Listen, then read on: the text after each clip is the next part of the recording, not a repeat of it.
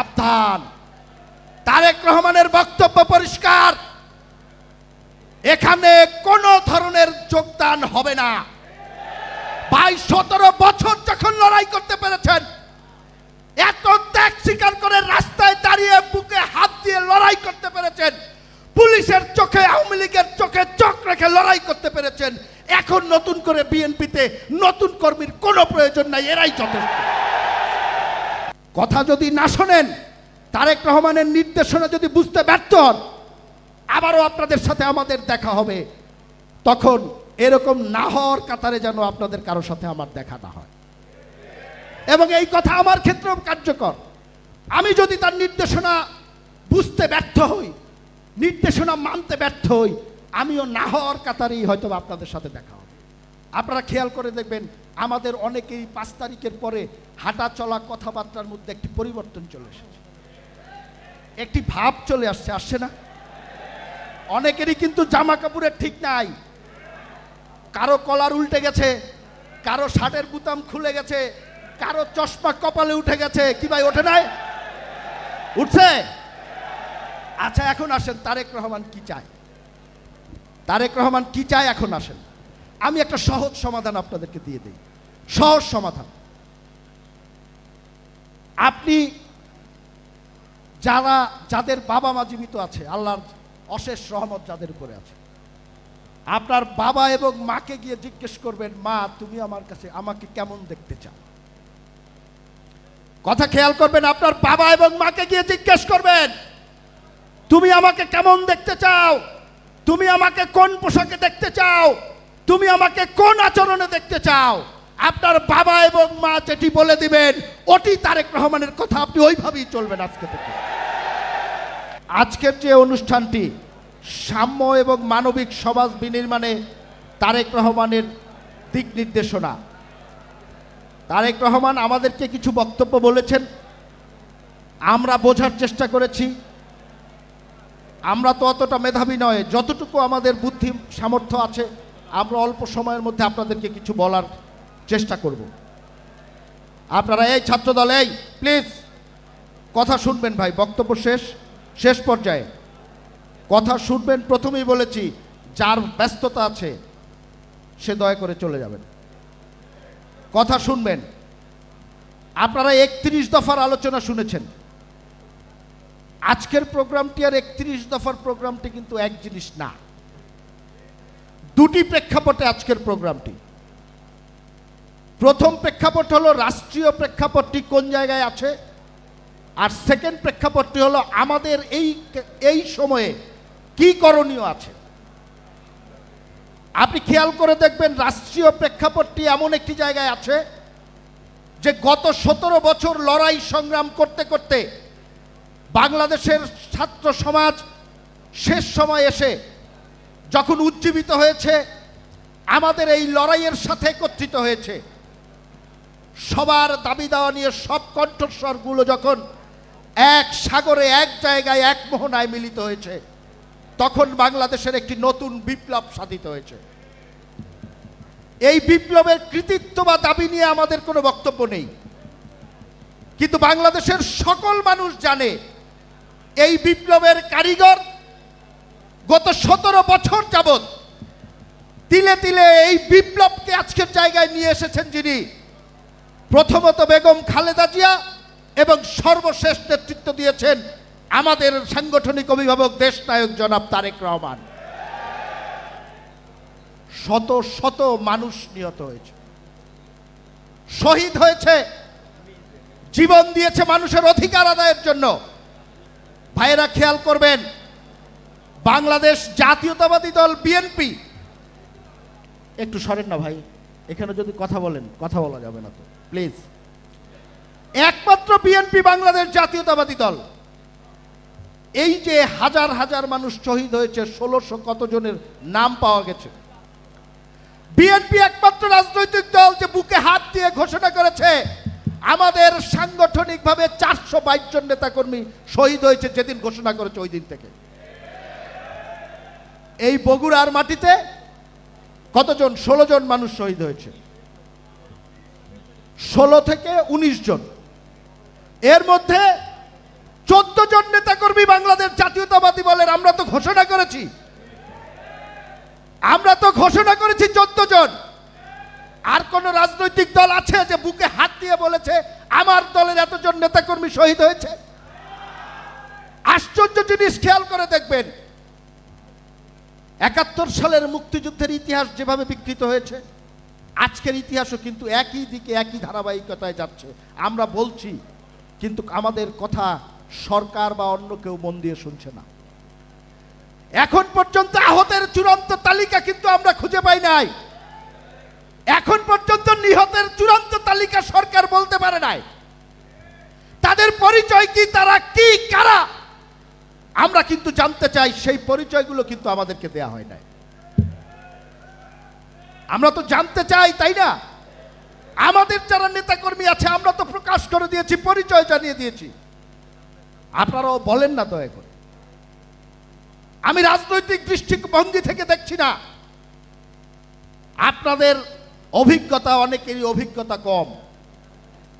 দেশের প্রতি, মানুষের প্রতি আপনাদের মায়া মমতায় কতখানি সুদৃঢ় অবস্থায় আছে, ভালোবাসার জায়গাটা কতখানি গভীর আছে, আপনাদেরকে সময় নিয়ে কিন্তু পরীক্ষা দিতে হবে। যে পরীক্ষায় বেগম খালেদা জিয়া, তারেক রহমান, বাংলাদেশ জাতীয়তাবাদী দলের নেতাকর্মী অনেক আগেই উত্তীর্ণ হয়ে গেছে। আমি কথাগুলো বলছি এই কারণে, অনেক অভিজ্ঞতা আমাদেরও আছে। শত শত শহীদকে আমরা, আপনারা যারা মানুষের অধিকারের জন্য জীবন দিয়েছে, আমরা কবরে দাফন করেছি। আমরা তো দাফন করেছি তাদেরকে। আমরা কিন্তু তাদের পরবর্তী ইতিহাসটা আমরা কিন্তু জানি। বাংলাদেশে যারা শহীদ হয়েছে, মুক্তিযুদ্ধ হয়েছে 50 বছর, এখন পর্যন্ত মুক্তিযুদ্ধের তালিকা তৈরি করা যায়নি। 24-এর আন্দোলন তো আমরা দেখেছি। আমরা চাই না ওই রকম একটি পরিস্থিতি কখনো বাংলাদেশে তৈরি হোক। আমরা চাই এই 24-এর আন্দোলনে যারা শহীদ হয়েছেন তাদের প্রকৃত তালিকা মানুষের কাছে থাকুক। যারা আহত হয়েছেন, যারা পঙ্গুত্ব বরণ করেছেন, তাদের প্রকৃত তালিকা বাংলাদেশের মানুষ, রাজনৈতিক দলগুলোর কাছে থাকুক। তাদেরকে পুনর্বাসনের ব্যবস্থা করতে হবে। শহীদ পরিবারকে 5 লক্ষ করে টাকা দিচ্ছেন, আর আপনি দায়িত্ব শেষ করে ফেলেছেন মনে করেছেন। যদি এটি মনে করে থাকেন তাহলে কিন্তু ভুল করবেন। 5 লক্ষ টাকা কিংবা 10 লক্ষ টাকার জন্য কেউ অধিকার আদায়ের লড়াইয়ে নিজের জীবন বিলিয়ে দেয়নি। নিজের জীবন বিলিয়ে দিয়েছে মানুষের অধিকারকে সংরক্ষণ করার জন্য, মানুষের জীবনমান উন্নয়নের জন্য, এদেশের স্বাধীনতা, সার্বভৌমত্ব, ভোটাধিকার রক্ষা করার জন্য। আমরা যারা শহীদ হয়েছেন বিগত আন্দোলন সহ 17 বছরে যারা শহীদ হয়েছেন, তাদের পূর্ণাঙ্গ পুনর্বাসনের ব্যবস্থা চাই। আমাদের দাবি থাকবে পূর্ণাঙ্গ পুনর্বাসন। যারা আহত হয়েছেন আমরা তাদেরকে পূর্ণাঙ্গ পুনর্বাসনের ব্যবস্থা করতে চাচ্ছি। ইতিহাস বড়ই নির্মম। আমরা কিন্তু এগুলো দেখতে দেখতে বড় হয়েছি। আজকে যারা সরকারে আছেন কিংবা সরকারের কৃতিত্ব বা কর্তৃত্ব দাবি করছেন, আপনাদের বয়স এবং অভিজ্ঞতা খুব বেশি না। মুক্তিযুদ্ধের সময় থেকে ইতিহাস শুনেছি। গত 30 বছরে দেখতে দেখতে আজকে এই পর্যায়ে এসেছি। যারা শহীদ হয়েছে বাংলাদেশের ইতিহাসে অনেককে, সবাই না, অনেককেই কিন্তু মানুষ সহানুভূতি দিয়েছে, দোয়া করেছে, পাশে থেকেছে। দিন যায়, স্মৃতি এবং অস্তিত্ব আস্তে আস্তে বিলীন হয়ে যায়। এই দোয়া এক পর্যায়ে দয়ায় পরিণত হয়। আপনারা দেখেছেন না? এই দোয়া এক পর্যায়ে দয়ায় পরিণত হয়। বাংলাদেশের রাজনীতিবিদদের মধ্যে একমাত্র তারেক রহমান, বিএনপির সাংগঠনিক অভিভাবক, ভারপ্রাপ্ত চেয়ারম্যান, যিনি প্রথম দিন থেকে শেষ দিন পর্যন্ত যারা নিহত হয়েছেন, আহত হয়েছেন, পঙ্গু হয়েছেন, এই অসহায় মানুষদের পাশে ছিলেন, আছেন এবং থাকবেন ইনশাল্লাহ। আপনারা কিছু টাকা দিয়ে আপনাদের দায়িত্ব যদি শেষ হয়ে গেছে মনে করেন, আমরা কিন্তু হতাশ হব এবং বাংলাদেশের মানুষ এই বিষয়গুলোকে ভালোভাবে নিবে না। রাজনৈতিক প্রেক্ষাপটে আরো দু একটি কথা বলি, তারপর দু একটি কথা বলে শেষ করব। ছাত্রদল সভাপতি রাকিব কয়েকটি কথা বলে গিয়েছেন। ছাত্রদল রানিং সভাপতি অনেক কিছু বলতে পারেন না, অনেক কথা বলা যায় না। আমি তো সাবেক মানুষ, আমি বলতে পারি।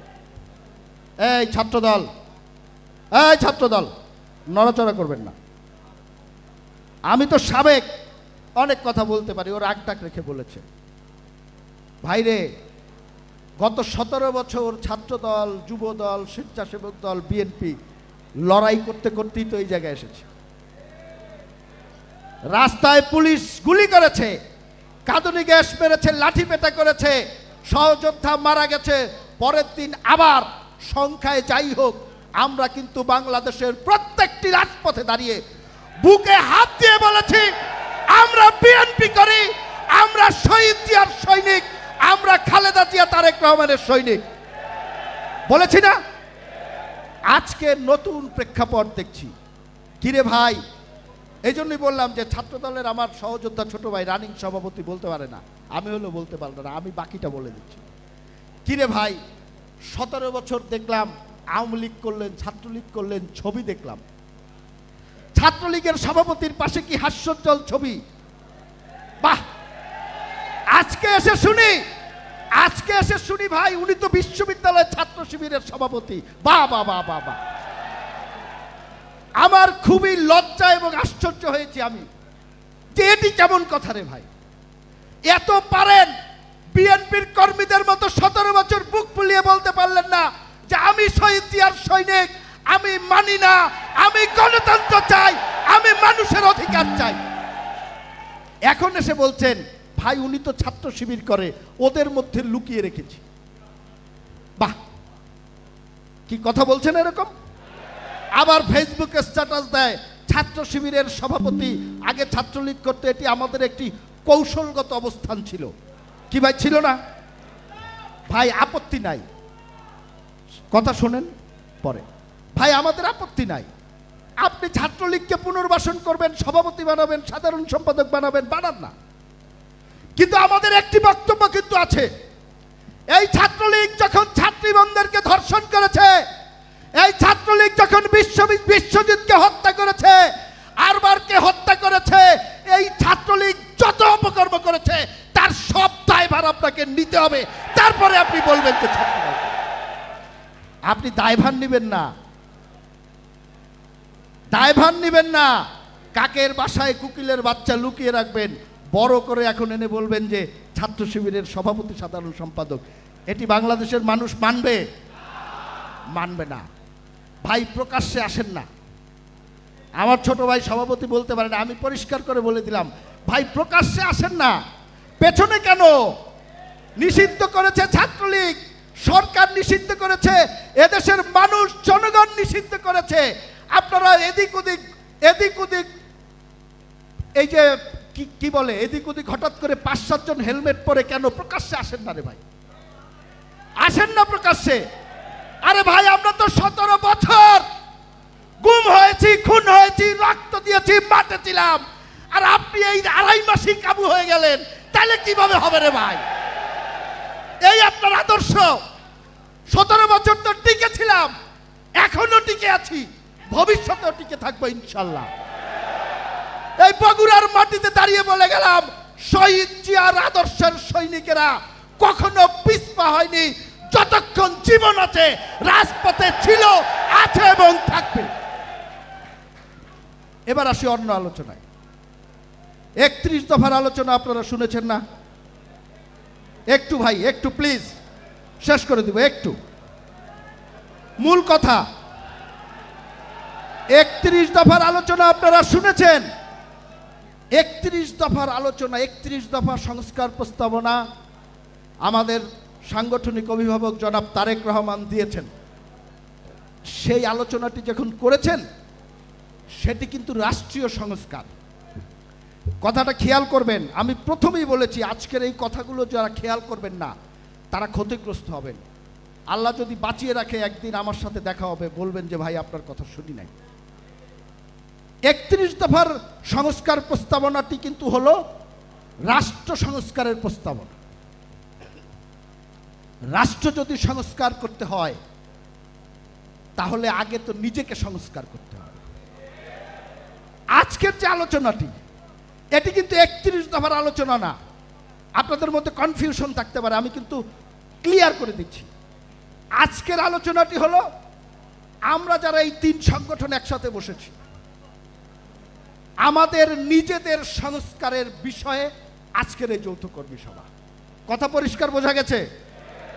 আজকের আলোচনার বিষয়টি নিজেদের সংস্কারের বিষয়। 31 দফার সংস্কার না, ওইটাও করতে হবে। ওইটা যদি সঠিকভাবে করতে হয় আগে আপনার নিজেকে সংস্কার করতে হবে। সেই সংস্কারটি কি? সেই জায়গাটাই আসেন। সেই সংস্কারটি কি? তারেক রহমান যেভাবে চায় সেইভাবে আপনার নিজেকে তৈরি করতে হবে। তারেক রহমান যেভাবে চায় সেইভাবে তৈরি করতে হবে। তারেক রহমান কিভাবে চায়? তারেক রহমান চায়, আমি একটি উদাহরণ দিয়ে বললাম। এখানে জুয়েল বলে গেছে, পল ভাই বলে গেছে, এইখানে আপনাদের প্রোগ্রামে, মিছিলে, মিটিংয়ে নতুন নতুন কর্মীদেরকে আমরা দেখতে পাই, যাদেরকে আগে দেখা যায়নি। এই বগুড়ার, আমার কথা খেয়াল করেন, কথা শুনবেন আগে। এই বগুড়ায় যারা বিএনপি করে, জাহাঙ্গীর, সরকার, মুকুল, হাসান, শুভ, এই যে আমাদের সন্ধান এবং পলাশ, এরা যাদেরকে চিনে না, নাম জানে না, তাদের কি বগুড়ায় বিএনপি করে? ভাই একটি কথা মনে রাখবেন, আমি বুঝায় বুঝায় বলে দিচ্ছি আপনাকে। একটি কথা মনে রাখবেন, গত 17 বছর লড়াই করেছেন, জেল খেটেছেন না, রাস্তায় ঘুমিয়েছেন না। কে আপনার খবর রেখেছে? আপনার খবর রেখেছে আপনার বাবা মা এর বাইরে আপনার রাজনৈতিক সহকর্মী ছাড়া আর কেউ খবর রেখেছে? আর একজন খবর রেখেছে, তারেক রহমান। এছাড়া কেউ খবর রাখেনি। 5 তারিখের পরে নতুন নতুন আপনাদের যারা বন্ধু হতে এসেছে, ওরা বন্ধু নয়, ওরা আপনাদের শত্রু। আপনি যখন জেলে ছিলেন নিজের বিবেককে প্রশ্ন করে দেখবেন। আপনি যখন জেলে ছিলেন, আপনি যখন হাসপাতালে ছিলেন, আপনার পরিবার যখন অবহেলায় ছিল, আপনার কারাগারে থাকা অবস্থায় আপনার স্ত্রী সন্তান যখন মানবতার জীবন যাপন করেছিল, আজকে যারা আপনার বন্ধু হতে এসেছে তারা ওই দিন আপনার খবর রেখেছে কি রেখে নাই? ওদেরকে যদি আশ্রয় দেন, ওদেরকে যদি আপনি সাথে নিয়ে ঘোরেন, ওরা আপনাকে ডুবিয়ে দিবে, ধ্বংস করে দিবে। সাবধান।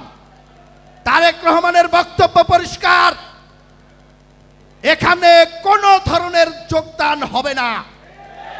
ভাই 17 বছর যখন লড়াই করতে পেরেছেন, এত ত্যাগ স্বীকার করে রাস্তায় দাঁড়িয়ে বুকে হাত দিয়ে লড়াই করতে পেরেছেন, পুলিশের চোখে, আওয়ামী লীগের চোখে চোখ রেখে লড়াই করতে পেরেছেন, এখন নতুন করে বিএনপিতে নতুন কর্মীর কোনো প্রয়োজন নাই, এরাই যথেষ্ট। কর্মী তৈরি হবে, কর্মী তৈরি হবে। এই যে উপরে বসে আছে আমার প্রাণের সংগঠন, আমি এক সময় ছাত্রদল করতাম, যারা আমরা বসে আছি সবাই ছাত্রদল করতাম। একমাত্র সংগঠন ছাত্রদল, যেটা আমাদের সবার সংগঠন। কর্মী তৈরি হবে ছাত্রদলের কারখানা থেকে। কি ভাই পারবেন না? যুবদল, স্বেচ্ছাসেবক দল যারা আছেন সবাই ছাত্রদলকে সহযোগিতা করবেন, ওরাই আমাদের প্রকৃত ঠিকানা। এই ছাত্রদল কর্মী তৈরি করবে, এই ছাত্রদল কর্মী তৈরি করবে, পরবর্তীতে তারা যুবদল করবে, স্বেচ্ছাসেবক দল করবে, প্রশিক্ষিত হতে হতে একদিন বিএনপির হাল ধরবে। কোন বিচ্ছিন্নতাবাদী, কোন অনুপ্রবেশকারী, কোন দুষ্কৃতিকারী, কোন স্বৈরাচারের দোসর বিএনপিতে জায়গা দেওয়া যাবে না, জায়গা হবে না। এরপরে আসেন আর একটা বিষয়ে, তারেক রহমান কি চায়? তারেক রহমান যা চায়, ভালো করে খেয়াল করবেন এই কথাটি। তারেক রহমান চায় আপনার ব্যক্তিগত আচার আচরণ, কথাবার্তা, পোশাকে পরিবর্তন আসুক। ভাই কথা খেয়াল করেন, কিন্তু শেষ করে দিব। তারেক রহমান চায় আপনার আচার আচরণ, ব্যক্তিগত চলাফেরা, পোশাক আশাক সামগ্রিক পরিবর্তন আসুক। কারণটা কি জানেন? 1971 সালে যে পরিবর্তন এসেছে নতুন স্বাধীনতার মধ্য দিয়ে, সেই পরিবর্তন আর 90-এর পরিবর্তন কিন্তু এক না। 90-এর পরিবর্তন আর 2024-এর পরিবর্তন কিন্তু এক না। রাজনীতির নিয়ম হলো পরিবর্তিত পরিস্থিতির সাথে আপনি যদি নিজেকে পরিবর্তন করতে না পারেন, তাহলে রাজনীতি থেকে আপনি ছিটকে যাবেন, নতুনভাবে আপনার জায়গাটি অন্য কেউ দখল করে নেবে। তারেক রহমান সবচেয়ে আধুনিক উন্নত মনস্ক মানুষ হিসাবে সেই জিনিসটি সবার আগে বুঝতে পেরেছে। বাংলাদেশের রাজনীতিতে তারেক রহমানের চেয়ে আধুনিক উন্নত মনস্ক চিন্তার মানুষ দ্বিতীয় জন নেই, উনি সবার আগে বুঝতে পেরেছেন। এই জন্যই উনি ওনার সবচেয়ে আস্থার, ভালোবাসার, বিশ্বস্ততার যে সংগঠন যুবদল, স্বেচ্ছাসেবক দল এবং ছাত্রদলকে নিয়ে এক জায়গায় বসিয়েছেন। আমি আবারও বলবো, আমার কথাগুলো খেয়াল করবেন, নেতৃবৃন্দ যেগুলো বলেছেন খেয়াল করবেন। উনি এই জন্যই এক জায়গায় বসিয়েছেন। উনি কি চান?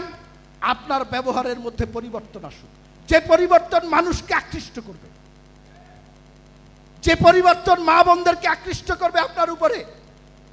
আপনার ব্যবহার যেন এমন হয় যার মাধ্যমে জাতীয়তাবাদী দলের প্রতি মানুষের আস্থা এবং ভালোবাসা যতখানি আছে আরো অনেক বৃদ্ধি পাবে। সেই ব্যবহারটি কি আপনারা খেয়াল করে দেখবেন। আমাদের অনেকেই 5 তারিখের পরে হাঁটা চলা কথাবার্তার মধ্যে একটি পরিবর্তন চলে এসেছে, একটি ভাব চলে আসছে, আসছে না? অনেকেরই কিন্তু জামা কাপড়ের ঠিক নাই, কারো কলার উল্টে গেছে, কারো শার্টের বুতাম খুলে গেছে, কারো চশমা কপালে উঠে গেছে। কি ভাই, ওঠে নাই? উঠছে? আচ্ছা, এখন আসেন তারেক রহমান কি চায়। তারেক রহমান কি চায় এখন আসেন। আমি একটা সহজ সমাধান আপনাদেরকে দিয়ে দেই, সহজ সমাধান। আপনি যাদের বাবা মা জীবিত আছে, আল্লাহর অশেষ রহমত যাদের উপরে আছে, আপনার বাবা এবং মাকে গিয়ে জিজ্ঞেস করবেন, মা তুমি আমার কাছে আমাকে কেমন দেখতে চাও?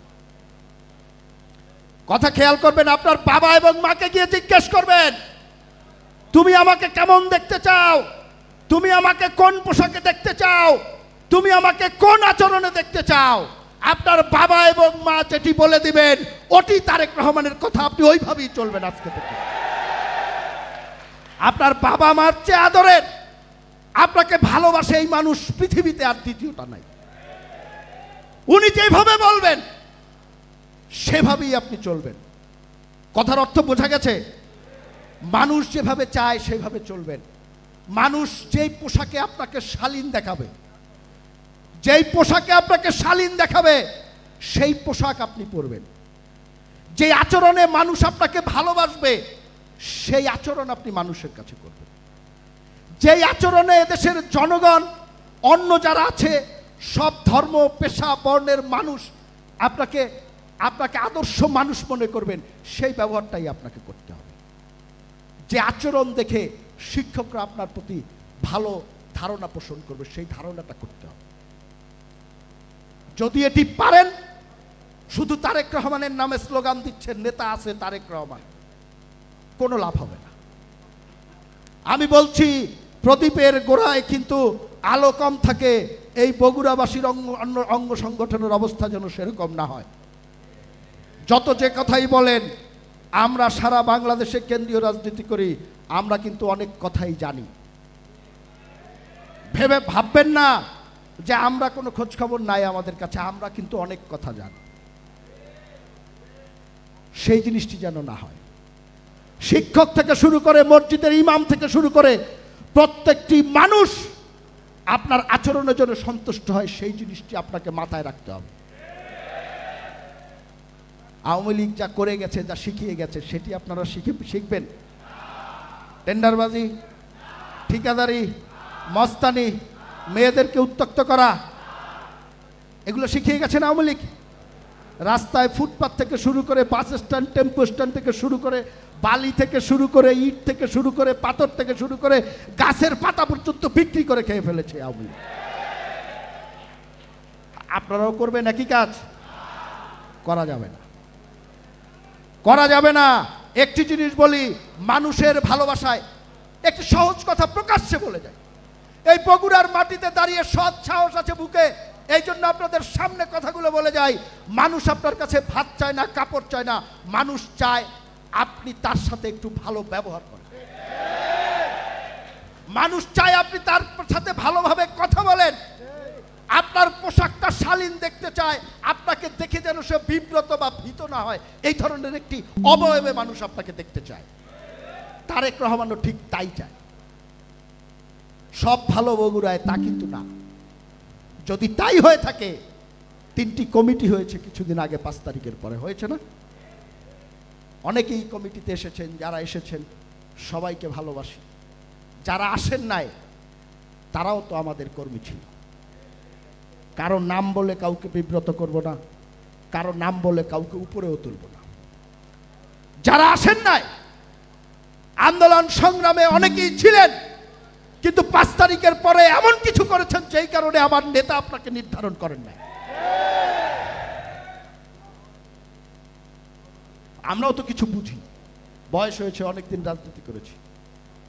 সুতরাং মনে রাখবেন একটি কথা, আপনার বিএনপি, সবাই এখানে অনেকেই ভাবছেন ভোট হলেই বিএনপি ক্ষমতায় চলে আসবে, তাই না? আত্মবিশ্বাস থাকা ভালো, আমিও মনে করি বিএনপি ক্ষমতায় আসবে, কিন্তু আমি এটি বিশ্বাস করতে চাই না।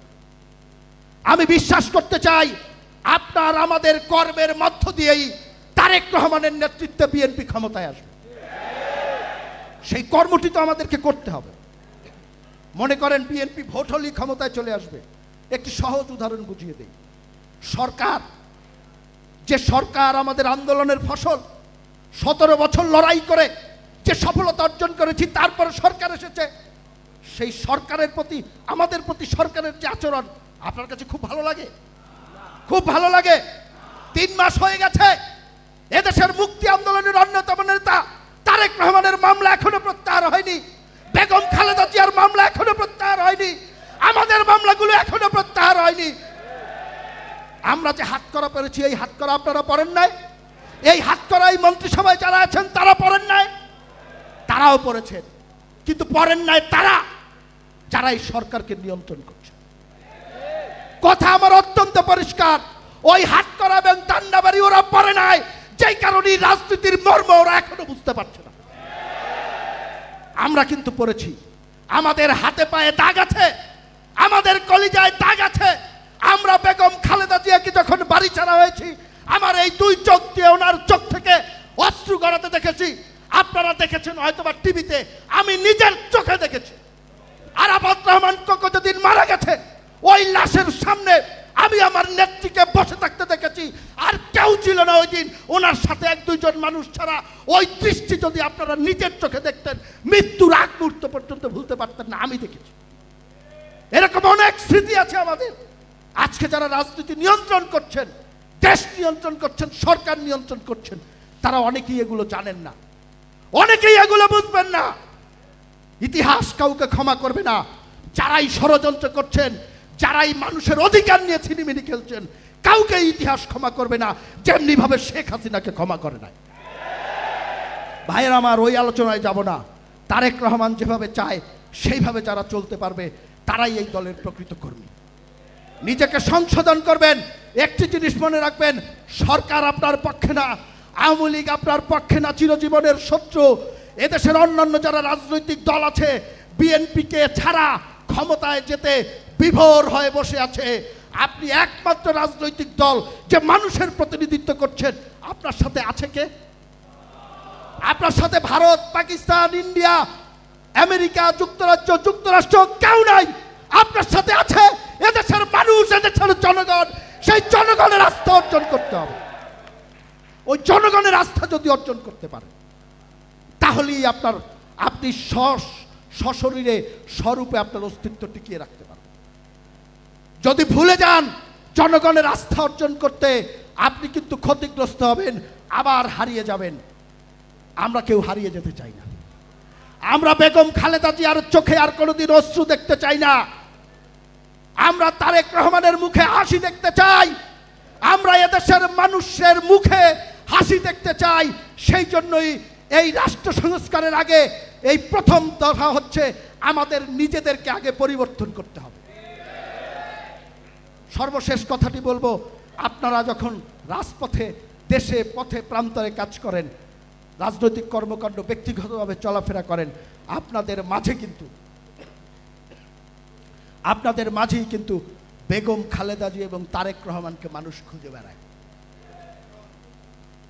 ওনাদেরকে আপনাদের মধ্যেই খুঁজে বেড়ায়। আপনাদের মাঝে তাদের প্রতিচ্ছবি মানুষ দেখতে পায়। আপনার ব্যবহারের মাধ্যমে, আচরণের মাধ্যমে যদি কোনো মানুষ কষ্ট পায়, এই কষ্টের প্রভাব গিয়ে বেগম খালেদা জিয়া এবং তারেক রহমানের উপরে পড়ে। আপনি যদি সমাজে কোনো অপকর্মের সাথে লিপ্ত থাকেন, সবার আগে একটি জিনিস মনে রাখবেন, আপনার বাবাকে সবার আগে গালি দিবেন, তারপরে রাজনৈতিক কর্মী হিসাবে বেগম খালেদা জিয়া এবং তারেক রহমানের সম্পর্কে খারাপ ধারণা পোষণ। একটি কথা বলবো শেষ সময়ে, ছাত্রদল যারা করছেন তারা তো এক ধরনের, যুবদল এবং স্বেচ্ছাসেবক দল যারা করছেন, কথাটি খেয়াল করেন, হয়তোবা বেশি কথা বলে ফেলছি।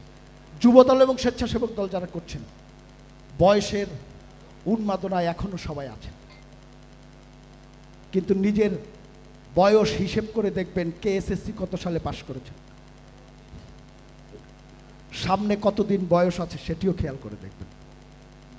জীবন কিন্তু খুব ক্ষীণ। জীবনের যে সময়টি এই অবৈধ পূর্ববর্তী সরকার আপনার কাছ থেকে নিয়ে গেছে, এই সময়টি কোনোদিন ফেরত পাবেন না। এই যে নিচে যারা যুবদল স্বেচ্ছাসেবক দলের ভাইয়েরা বসে আছেন, জীবনের মূল্যবান সময়টি আপনি মানুষের অধিকারের জন্য লড়াই করেছেন, এই শেখ হাসিনা আপনার জীবন থেকে কেড়ে নিয়ে গেছে, কোনো দিন ফেরত পাবেন না। পাবেন? আপনার মনে আছে আপনার বাবাকে অসুস্থ হসপিটালে নিতে পারেন নাই, পুলিশ আপনাকে কারাগারে নিয়ে রেখেছে অথবা দাবড়ে বেরিয়েছে, আপনি ওই সময় কখনো ফেরত পাবেন? আপনার সন্তান সম্ভবা স্ত্রী হসপিটালে কাতরাচ্ছে, আপনি পুলিশের ভয়ে তার কাছে যেতে পারছেন না, এই জিনিস অহরহ এখানে ঘটেছে না? ওই সময় ফেরত পাবেন? অনেক কিছুই ফেরত পাবেন না। যেটি ফেরত পাবেন সেটি হলো তারেক রহমানের দিক নির্দেশনা যেটি দিয়েছে, মানুষের ভালোবাসা অর্জন করতে হবে। আপনাদের মধ্যে যেমন তারেক রহমানকে মানুষ খুঁজে বেড়ায়, পরিষ্কার কথা, তারেক রহমানও কিন্তু আপনাদের মাঝখানে ভবিষ্যৎ বিএনপির নেতৃত্ব এবং জনপ্রতিনিধিদেরকে খুঁজে বেড়ায়। যে ওই পরীক্ষায় উত্তীর্ণ হতে পারবেন, সে নেতাও হবেন, জনপ্রতিনিধি হবেন। আর যে উত্তীর্ণ হতে ব্যর্থ হবেন, সে রাজনীতি থেকে ছিটকে যাবেন। আমি শেষ কথা আবারও বলে যাচ্ছি, অনেকেই মনে করতে পারেন কেন্দ্রীয় নেতারা আসে এরকম বলে চলে যায়, বক্তব্য শুনছি, কোনোটা ভালো লাগছে খারাপ লাগছে, বাইরে যাব, এক কাপ চা খাবো, চা খেয়ে নিজের কাজে চলে যাব। যদি কেউ এরকম মনে করে থাকেন, ভবিষ্যতে আল্লাহ বাঁচিয়ে রাখলে আমাদের সাথে আবার দেখা হবে, ক্ষতিগ্রস্ত হবেন। এখানে দাঁড়িয়ে বলে গেছি, অনেকেই নেতা হয়েছেন, অনেকেই হন নাই। যারা হয়েছেন তাদের সাথে যেমন আমাদের দেখা হয়, যারা হয় নাই তাদের সাথেও আমাদের দেখা। কথা যদি না শোনেন, তারেক রহমানের নির্দেশনা যদি বুঝতে ব্যর্থ হন, আবারও আপনাদের সাথে আমাদের দেখা হবে। তখন এরকম না হওয়ার কাতারে যেন আপনাদের কারো সাথে আমার দেখা না হয়। এবং এই কথা আমার ক্ষেত্রেও কার্যকর। আমি যদি তার নির্দেশনা বুঝতে ব্যর্থ হই, নির্দেশনা মানতে ব্যর্থ হই, আমিও না হওয়ার কাতারেই হয়তো আপনাদের সাথে দেখা হবে। তো আল্লাহ আমাদেরকে কবুল করুক। লড়াই সংগ্রাম দীর্ঘদিন করেছি, আমরা সাফল্যের কাতারে থাকতে চাই, আমরা দলীয় ব্যানারে সফলতার কাতারে থাকতে চাই, রাষ্ট্রীয় ব্যানারে সফলতার কাতারে থাকতে চাই। আপনার আমার নেতৃত্বে আমরা যেহেতু লড়াই সংগ্রাম সফল করতে পেরেছি, আল্লাহ রাব্বুল আলামিনের কাছে অশেষ রহমত, আমরা আজকে এখানে এখনো বসে আছি। আপনার পাশ থেকেই তো অনেক সহযোদ্ধা মরে গেছে, পঙ্গু হয়ে গেছে, আমি তো এখনো বসে আছি। আল্লাহর কাছে এই জন্য বিশেষ শুকরিয়া আদায় করছি।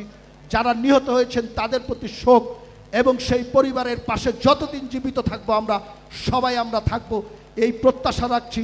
এবং সর্বশেষে যে 2-3টি কথা বলে যাব এক বাক্যে, তারেক রহমানের চূড়ান্ত বক্তব্য, আমি যেটি বুঝে থাকি, মানুষের সম্মান আপনার কাছে নিরাপদ থাকতে হবে। ছাত্র সমাজের কাছে ছাত্রদল যারা করেন, ছাত্রদের সম্মান, ছাত্রদের ইজ্জত আপনার কাছে নিরাপদ থাকতে হবে। সাধারণ মানুষের ইজ্জত, জানমালের হেফাজত আপনার কাছে নিরাপদ থাকতে হবে। সাধারণ মানুষের যে সামাজিক মর্যাদা, সেই মর্যাদা আপনার কাছে নিরাপদ থাকতে পারবে যারা এই থাকতে হবে, যারা এই নিরাপত্তা দিতে পারবেন। যারাই নিরাপত্তা দিতে পারবেন তারাই শহীদ জিয়ার সৈনিক, তারাই খালেদা জিয়ার সৈনিক, তারাই তারেক রহমানের সৈনিক। আমরা তারেক রহমানের যে 31 দফা রাষ্ট্র সংস্কারের সেই দফাগুলো নিশ্চয়ই সফল করব, কিন্তু আমার অনুরোধ থাকবে তার পূর্বে এই সাম্য এবং মানবিক সমাজ বিনির্মাণে নিজেদের যে সংস্কারের যে উদ্যোগ, সেই উদ্যোগটিতে প্রত্যেকে নিজেকে নিজে সংশোধন করবে। আপনি সমাজের এবং দলের জন্য বোঝা না হন, সমাজ এবং দলের জন্য সম্পদে পরিণত হন।